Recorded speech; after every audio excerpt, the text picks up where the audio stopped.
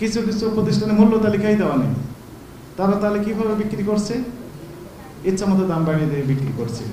এবং দু একটি প্রতিষ্ঠানে আমরা তদারকি করতে যাওয়ার পর বাকি যে দোকানগুলো ছিল, আড়ত ছিল, অনেক আড়ত তো সেখানে সবগুলো বন্ধ করে তারা অন্য জায়গায় চলে যায়। তার মানে তাদের ভিতর সবার ভিতরেই সমস্যা রয়েছে। আমাদের আরেকটি কনসার্নের বিষয় যে ডিজি স্যার নির্দেশনা অনুযায়ী স্যার বলেন যে তুমি পাইকারি আড়ত যেটা এই তেজগাঁও রাত্রে ডিম বিক্রি হয় এইখানে অভিযান পরিচালনা করো। স্যার নির্দেশনা রাখছে ঠিক পরের দিন ভোর 5টায় আমরা অভিযান পরিচালনা করলাম। এইখানে এসে যেটি আমরা দেখলাম যে কাপ্তান বাজারের যে সমস্যাগুলো আমরা পেলাম, ভোক্তা অধিকার বিরোধী কার্যক্রম, সেই একই রকমের কার্যক্রম এখানে পরিচালনা করা হচ্ছে। এইখান থেকে সাপ্লাই দেওয়া হচ্ছে কাপ্তান বাজারে, কাপ্তান বাজার থেকে সাপ্লাই দেওয়া হচ্ছে বিভিন্ন খুচরা বাজারে, এবং সেইগুলো থেকে আমরা ভোক্তা পর্যায়ে যাচ্ছি।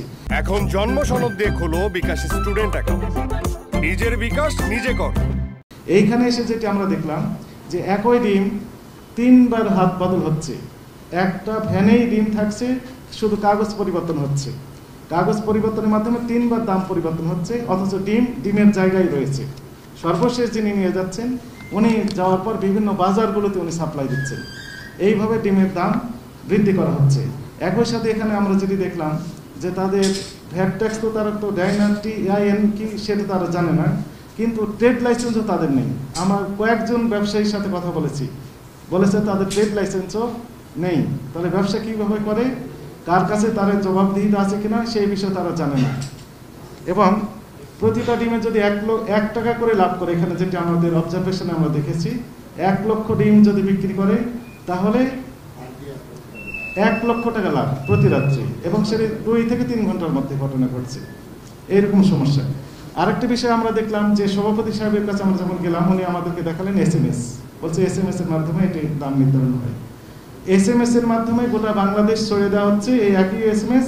এবং স্যার যেমনটি বললেন এই তথ্যটা এখানেও আমরা পেয়েছি স্যার, যে এই কাউরান বাজার থেকে কে বা কারা স্পেশালি অবশ্যই সমিতি থেকে যাচ্ছে এটি, এই SMS এর মাধ্যমে গোটা বাংলাদেশ 64 জেলায় SMS ছড়িয়ে দেওয়া হচ্ছে, এবং SMS এর মাধ্যমে মূল্য নির্ধারণ করা হচ্ছে। ফলে এখানে কোনো কম্পিটিশন থাকছে না। এই ছিল আমাদের অবজারভেশন স্যার।